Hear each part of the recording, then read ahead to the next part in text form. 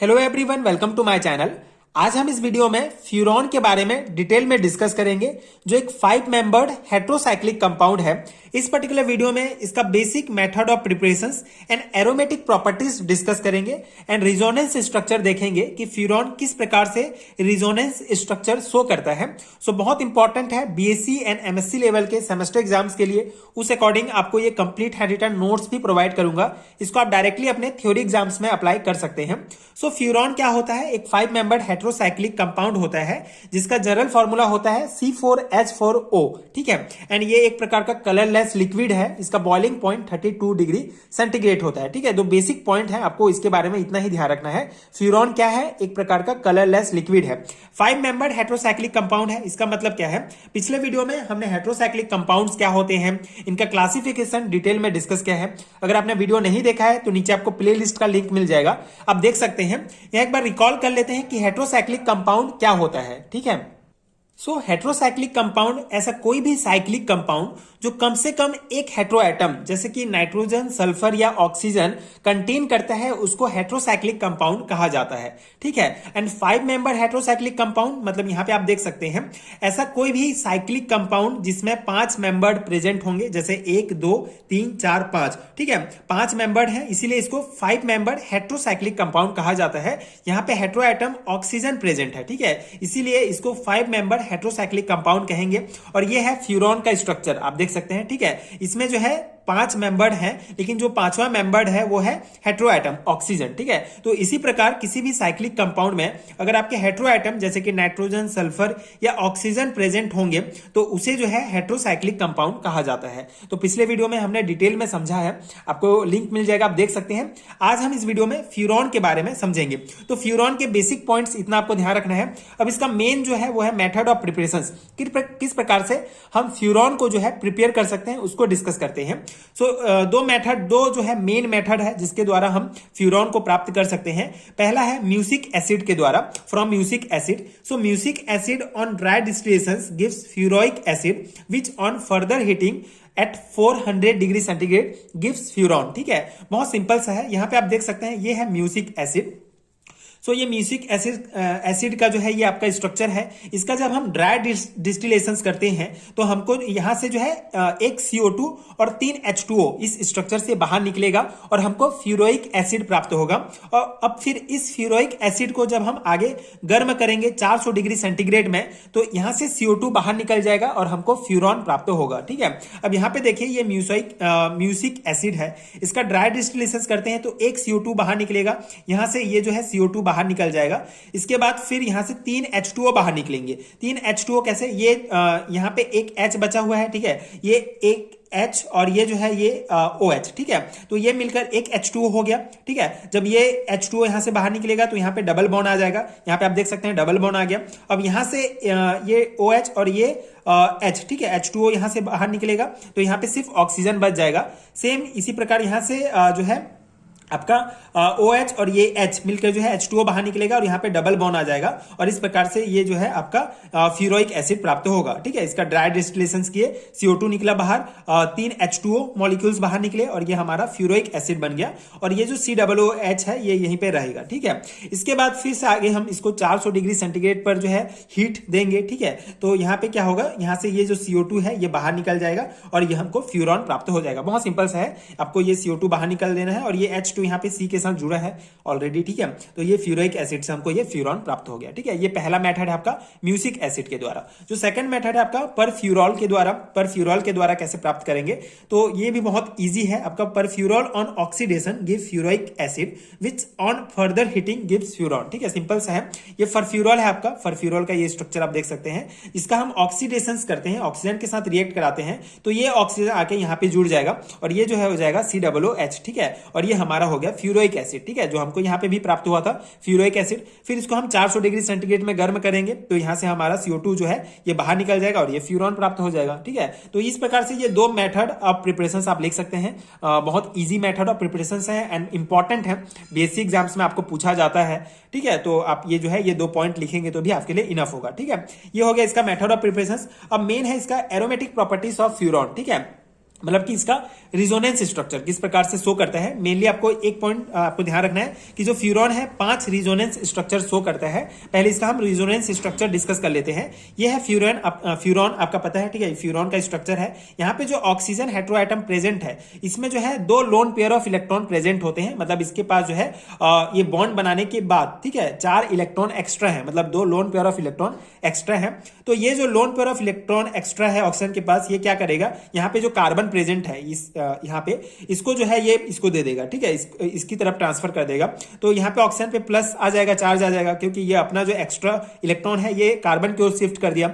अब इस कार्बन में भी एक्स्ट्रा हो गया इलेक्ट्रॉन, तो यहाँ पे जो है नेगेटिव चार्ज आ जाएगा, ठीक है, क्योंकि उसके पास एक्स्ट्रा हो गया। बेसिकली नेगेटिव चार्ज किसको शो करता है, वहां पे इलेक्ट्रॉन की घनत्व तो बहुत ज्यादा है, मतलब वहां पे इलेक्ट्रॉन ज्यादा है, और पॉजिटिव चार्ज वहां पे इलेक्ट्रॉन की कमी है। तो यहाँ पे कार्बन पे जो है आपका आ गया नेगेटिव चार्ज। तो ये जो डबल बॉन्ड है, मेनली रिजोनेंस में आपको सिंपल कॉन्सेप्ट ये ध्यान रखना है, रिजोनेंस स्ट्रक्चर अगर आप बना रहे हैं तो ये जो बॉन्ड है इसको आपको एक एक जो है आगे बढ़ाते जाना है। जैसे यहाँ पे ये जो डबल बॉन्ड यहाँ पे था, ये यहाँ पे आ गया, क्योंकि यहाँ पे कार्बन पे जो है एक्स्ट्रा इलेक्ट्रॉन आ गया, तो ये जो डबल बॉन्ड है ये यहाँ पे आ गया, और ये जो है ये यहाँ पे आ गया, ठीक है। तो ये सेकंड स्ट्रक्चर बन गया। ये जो आपका ऑक्सीजन है ये इलेक्ट्रॉन्स को इधर भी कर सकता है, ठीक है, अपने जो एक्स्ट्रा इलेक्ट्रॉन्स है इसको इधर भी भेज सकता है, या इसको इधर भी भेज सकता है, ठीक है, कहीं भी भेज सकता है ये ऑक्सीजन। तो अगर इधर भेजता है तो ये स्ट्रक्चर आपका बनता है। अगर अपने एक्स्ट्रा इलेक्ट्रॉन को ऑक्सीजन इस कार्बन की ओर शिफ्ट करता है तो ये रिजोनेंस स्ट्रक्चर आपका बनता है, ठीक है। और यहाँ पे ये डबल बॉन्ड इस प्रकार शिफ्ट हो जाएंगे।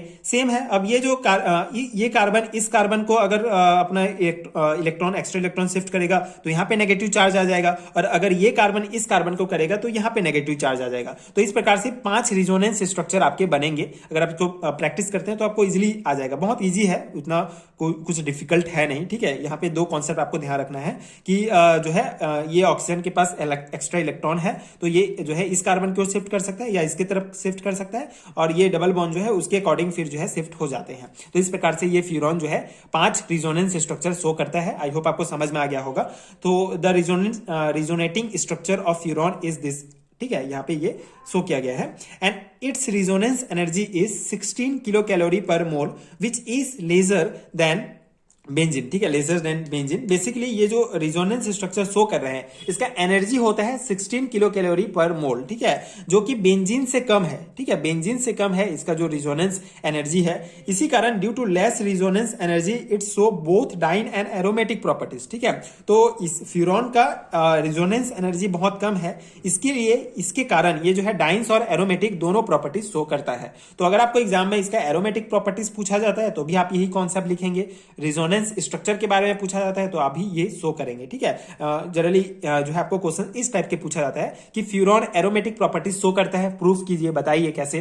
तो ये आप जो है ये रिजोनेंस स्ट्रक्चर बता सकते हैं, और ये पॉइंट लिख सकते हैं कि इसका जो रिजोनेंस एनर्जी होता है ये 16 किलो कैलोरी मोल होता है, जो कि कम होता है, इसके कारण ये जो है एरोमेटिक प्रॉपर्टीज शो करता है, ठीक है। इसके अलावा कुछ और इंपॉर्टेंट जो है इसका जो पॉइंट है उसको हम देख लेते हैं। ये बेसिकली थ्योरी पॉइंट्स है, अगर लॉन्ग टाइप क्वेश्चन में पूछा जाता है तो आपको ये सभी भी लिखना होगा। So on furan electrophilic substitution reactions occur at 2 or 5 positions which can be understand by the analysing it resonating structure 1, 2 and 3 molecular orbital theory so that all atoms of furon is sp2 hybridized and showing trigonal planar structure. Each atom overlap with each other atoms and having 3 sigma bond. Oxygen contain lone pair of electron in p orbital. Each carbon has unhybridized p orbital which overlap to each other to form pi bond. It follow Huckel 4n+2 rules. Pi electrons with delocalized pi electrons cloud on above and below the planes, ठीक है। So basically ये जो है पूरा theory points है, ये क्या कहता है कि ये जो फ्यूरॉन है, ठीक है, इसमें मेनली आपको क्या ध्यान रखना है कि यहाँ पे बोल रहा है कि इलेक्ट्रोफिलिक सब्स्टिट्यूशन रिएक्शंस, ठीक है, जो दूसरा और 5वां पोजीशंस है वहां पे इलेक्ट्रोफिलिक सब्स्टिट्यूशन रिएक्शंस होता है। तो इसके कारण दूसरा और 5वां पोजीशंस है ये आपके सबसे इंपॉर्टेंट है, ये यहाँ पे बताया गया है। इसके अलावा जो फ्यूरॉन्स जो होते हैं, ठीक है, यहाँ पे आप देख सकते हैं ये जो है इसका जो मॉलिकुलर ऑर्बिटल थ्योरी में इसको किस प्रकार शो किया जाता है, यहाँ पे शो किया गया है। तो ये बताता है कि फ्यूरॉन्स में जो जितने भी एटम्स हैं सभी जो है sp2 हाइब्रिडाइज में होते हैं and trigonal planar structure show करते हैं। ये ट्रायगोनल प्लानर स्ट्रक्चर जिसमें जो एटम्स होंगे, जो फ्यूरॉन के जो एटम्स होंगे, कार्बन ऑक्सीजन, ठीक है, जो भी एटम्स उसमें प्रेजेंट हैं वो एक दूसरे से ओवरलैप करते हैं और सिग्मा बॉन्ड बनाते हैं, ठीक है। लेकिन जो ऑक्सीजन होता है इसमें एक loan pair of electron present है, ठीक है, लोन पेयर ऑफ इलेक्ट्रॉन इसमें प्रेजेंट है इन पी ऑर्बिटल्स। यहाँ पे बेसिकली ऑक्सीजन में एक एक्स्ट्रा इलेक्ट्रॉन्स है, लोन पेयर ऑफ इलेक्ट्रॉन है, पी ऑर्बिटल में प्रेजेंट है। तो यहाँ पे क्या होगा, has unhybridized P orbital which overlap to each other to form pi bond, ठीक है। तो ऑक्सीजन में जो भी आपका लोन पेयर है वो बेसिकली पाई बॉन्ड से कनेक्ट रहता है दूसरे एटम्स के साथ, and it's follow Huckel's rule, pi electrons which delocalize pi electron cloud on above and below the plane, ठीक है। तो बेसिकली ये थ्योरी पॉइंट है एंड ये इतना कॉन्सेप्ट है कि जितने भी जो एटम्स होते हैं वो sp2 हाइब्रिडाइज रहते हैं, जो भी फ्यूरॉन के एटम्स होंगे, ठीक है। एंड इस प्रकार से ये स्ट्रक्चर शो करते हैं, ठीक है। इसका अगर आपको मॉलिक्यूलर ऑर्बिटल थ्योरी में अगर स्ट्रक्चर पूछा जाता है तो इस प्रकार से ये होंगे, जिसमें sp2 orbitals in plane and the ring system, ठीक है। तो इस प्रकार से ये sp2 हाइब्रिडाइज को शो करता है और ये जो है आपका क्या स्ट्रक्चर होगा, ट्रायगोनल प्लैनर स्ट्रक्चर में सभी होते हैं, ठीक है। सो ये है फ्यूरॉन के बारे में कुछ बेसिक पॉइंट्स, मतलब इसका मेथड ऑफ प्रिपरेशन हमने देखा, एरोमेटिक प्रॉपर्टीज देखा, ठीक है। मेनली अगर आप बीएससी एंड एमएससी लेवल के स्टूडेंट हैं तो आपको इस टाइप के ही क्वेश्चंस पूछे जाते हैं। तो आई होप कि आपको समझ में आ गया होगा एंड ये बहुत इंपॉर्टेंट टॉपिक है, आपको इसको अच्छे से प्रिपेयर कर लेना है। एंड ये टॉपिक आपको हेट्रोसाइक्लिक केमिस्ट्री में आपको मिलेगा, जो बीएससी एंड एमएससी दोनों सिलेबस में आपको मिल जाएगा। अगर आप बीएससी फाइनल ईयर के स्टूडेंट हैं तो आपको मिलेगा, अगर एमएससी सेकंड सेमेस्टर के स्टूडेंट हैं तो उसमें भी आपको ये यूनिट देखने को मिल जाएगा। सो अगर आपको इस यूनिट का कंप्लीट हैंड रिटन नोट चाहिए पीडीएफ फॉर्म में तो उसका भी लिंक आपको नीचे डिस्क्रिप्शन बॉक्स में मिल जाएगा, वहां से आप चेकआउट कर सकते हैं एंड पीडीएफ ले सकते हैं, जिस पीडीएफ में आपको ये सभी टॉपिक्स मिलेंगे। इनके साथ ही साथ ये जितने भी नेम रिएक्शन है इनका पूरा मैकेनिज्म के साथ आपको ये पूरा नोट्स मिल जाएगा। सो अगर आपको ये नोट्स चाहिए तो नीचे लिंक्स मिल जाएंगे, वहां से आप डाउनलोड कर सकते हैं एंड सीधा लेके आप जो है वीडियोस देख के कॉन्सेप्ट समझ के उसको याद कर सकते हैं एंड अपने एग्जाम में अप्लाई कर सकते हैं, ठीक है। बहुत इंपॉर्टेंट है। आई होप कि आपको ये समझ में आ गया होगा एंड ये वीडियो आपके लिए हेल्पफुल रहा होगा। अगर वीडियो हेल्पफुल है तो आगे की वीडियोस देखने के लिए प्लीज चैनल के साथ जुड़े रहिए, प्लीज सपोर्ट कीजिए, like and subscribe to my channel and thank you so much for watching.